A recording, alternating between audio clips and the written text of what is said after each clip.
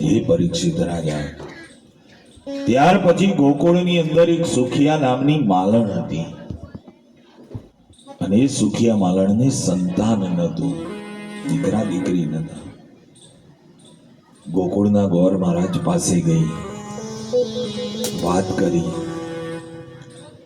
કે ભલે ભગવાને મને સંતાન ન દીધું હોય, દીકરા દીકરીનું સુખ મારા ભાગ્યમાં કદાચ નહીં લખ્યું હોય, મને એનો કોઈ શોક નથી, પણ મારી એક એવી ઈચ્છા છે કે યશોદાનો લાલ મને માં કહીને બોલાવે. બસ મારી એક ઈચ્છા છે કે મને એકવાર માં કહે. તો ગોકુળના મહારાજે કહ્યું, એક કામ કર સુખિયા, રોજ નિયમ લે કે રોજ સવારમાં સ્નાન આદિ પરવારી તારા દેવી દેવતાનું પૂજન અર્ચન કરી અને યશોદાની ડેલીના ફરતી 108 વાર પ્રદક્ષિણા કર. રોજનો નિયમ લે અને એ પ્રદક્ષિણાનું તેજ વધી જશે તો યશોદાનો લાલ તને માં કહીને બોલાવશે. જા. તો સુખિયાએ નિયમ લીધો, રોજ સવારમાં વહેલી જાગૃત થાય, સ્નાન આદિ પરવારી એના ભગવાનના દીવા બત્તી કરી અને રોજ યશોદાની ડેલીના ફરતી ફળનો ટોપલો માથે મૂકી અને 108 વાર પ્રદક્ષિણા કરે. રોજનો નિયમ. રોજ 108 વાર પ્રદક્ષિણા કરે સુખિયા અને એ પ્રદક્ષિણાનું તેજ વધી ગયું. તો એક વાર સવારના પોરની અંદર ભગવાન બહાર આવ્યા અને બહાર આવી સુખિયાને બાજી પડ્યા અને સુખિયાને કહ્યું, માં મને ફળ આપ. અને જ્યાં ભગવાન માં શબ્દ બોલ્યા ત્યાં તો સુખિયાના રોમ રોમમાં આનંદ પ્રગટ થયો.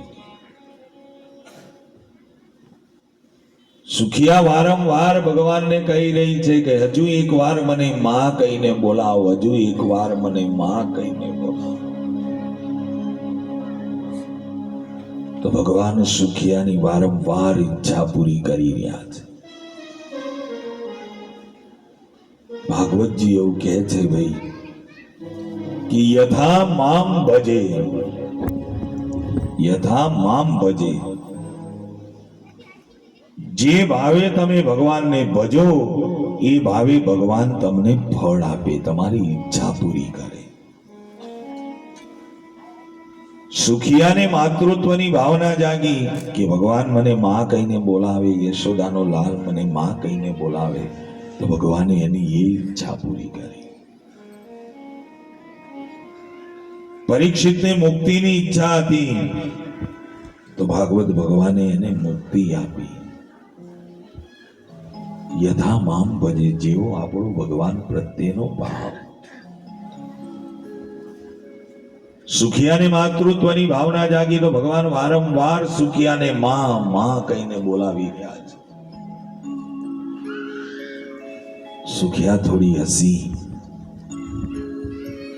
ભગવાને કહ્યું, માં મને ફળ આપ, મને ફળ આપ ને.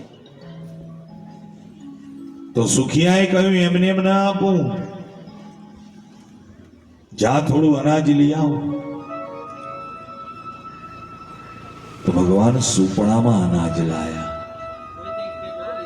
અને સુપડામાં અનાજ લાવી સુખિયાના ટોપલામાં ખાલવ્યું. સુખિયા હરખાતી હરખાતી આનંદિત થતી થતી ઘેર આવી અને ઘેર આવી ટોપલાનું અનાજ ડબ્બામાં ખાલવ્યું તો અનાજના બદલે હાચા હીરા મોતી અને માણેક બની ગયા. કોઈનો ભાર ન રાખે મુરારી, આપે વ્યાજ સહિત વનમાળી.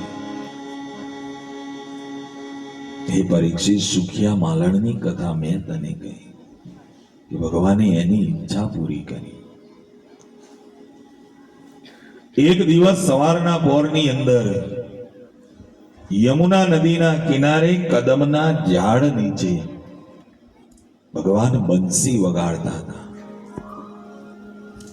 બહુ સુંદર ભગવાને બંસીનો નાદ કર્યો. કદમના ઝાડ નીચે ભગવાન ઊભા છે, પગની આંટી મારી છે અને અધરોષ્ટ ઉપર બંસી મૂકી છે અને ભગવાન વેણું વગાડી રહ્યા છે. અને એ જે વેણુનો નાદ છૂટ્યો, એ વેણુમાંથી જે શબ્દો નીકળ્યા, વ્યાસજીએ વેણુ ગીત લખ્યું. બંસી વિભૂષિત કરા નવનીત દાભાર, પીતાંબરા દરુણ બિંબ ફલાદરોષ્ટા, પૂર્ણેન્દુ સુંદર મુખાદર વિંદ નેત્રા, કૃષ્ણ પરમ કિમપી તત્વ અહમ ન જાને. એવી સુંદર વેણુ વગાડી ભગવાને કે વેણુનો નાદ સાંભળી ગોપીઓ જે અવસ્થામાં હતી એ અવસ્થામાં દોડી.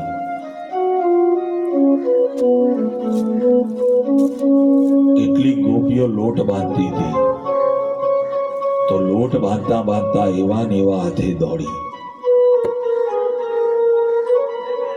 કેટલીક ગોપી હતી છાણ વાસીદા કરતી હતી તો છાણ વાસીદા કરતી કરતી દોડી, એવા ને એવા હાથે. ભગવાનની બંસીનો નાદ સાંભળો. ગાયો આવી, કાન ઊંચા કરી ભગવાનની વેણુનો નાદ સાંભળી રહી છે. ગાયોના મોઢામાં ઘાસ હતું, ઘાસ ખાતી હતી ગાયો, તણખલા. તો ભગવાનની બંસીનો નાદ સાંભળી ગાયોના મોઢામાં ઘાસ એમ એમ રહી ગયું અને કાન ઊંચા કરી ભગવાનની વેણુનો નાદ સાંભળવા લાગી. સુંદર વેણુ વગાડી ભગવાને. આંખ બંધ છે ભગવાનની. વેણુ વગાડી ભગવાને આંખ ખોલી તો બધી ગોપીઓ ટોળી વળી ગઈ હતી. ગોપીઓ કહેવા લાગી, પ્રભુ આપ આવી સુંદર મજાની વેણુ વગાડો છો તો અમારી ઈચ્છા છે એકવાર રાસ રમાડો. તો ભગવાને કહ્યું, શરદ પૂર્ણિમાનો દિવસ હશે અને ચંદ્રમા આકાશમાં સુશોભિત હશે, એ સમયે વૃંદાવનની અંદર હું રાસ રમાડીશ. તો શરદ પૂર્ણિમાના દિવસે રાત્રિના સમયે વૃંદાવનમાં ભગવાન રાસ રમાડવાના. બધી ગોપીઓ તૈયાર થઈ રહી છે ભગવાનની જોડે રાસ રમવા. તો કૈલાશ પર્વત ઉપર પાર્વતી માએ તૈયાર થતા હતા. મહાદેવજીએ પૂછ્યું, ક્યાં જાઓ છો તૈયાર થઈ? તો પાર્વતી માતાએ કહ્યું, આજે વૃંદાવનની અંદર ભગવાન કૃષ્ણ રાસ રમાડવાના છે, એ રાસના દર્શન કરવા જઉં છું, એ રાસ રમવા જઉં છું. મહાદેવજીએ કહ્યું, મારા પ્રભુ કૃષ્ણ વૃંદાવનમાં રાસ રમાડે અને હું કૈલાશ ઉપર રહું, મને લેતા જાઉં ને. પાર્વતી માં કે તમારે ના આવાય, ત્યાં તો બધી ગોપી હોય. તો મહાદેવજીએ કહ્યું, મને ગોપી બનાવી દે ને, મને સ્ત્રીના વસ્ત્ર પહેરાવીને લાંબો ઘૂંઘટ તાણી હાથ પકડીને લઈ જજે અને રસ્તામાં કોઈ પૂછે કે આ કોણ છે તો કહેજે કે મારી બેનપણી છે, મારી સખી છે. પણ મારા પ્રભુ રાસ રમાડે અને હું અહીંયા કૈલાશ ઉપર રહું, કેમ ચાલે? મહાદેવજીને તો જ્યાં ત્યાં સાડી વીંટાળી લાંબો ઘૂંઘટ તાણી પાર્વતીમાં રાસમાં લાયા વૃંદાવનમાં. અને મહાદેવજીને ભગવાનને ખબર પડી ગઈ. ભગવાનને ખબર પડી કે મહાદેવજી આયા છે. અને પછી ભગવાને એવો રાસ રચ્યો, એવો રાસ રચ્યો કે રાસ રમતા રમતા મહાદેવજીની સાડી સરકી ગઈ. અને મહાદેવજીની સાડી સરકી ગઈ, હરિ અને હરનું મિલન થઈ ગયું. હરિ હર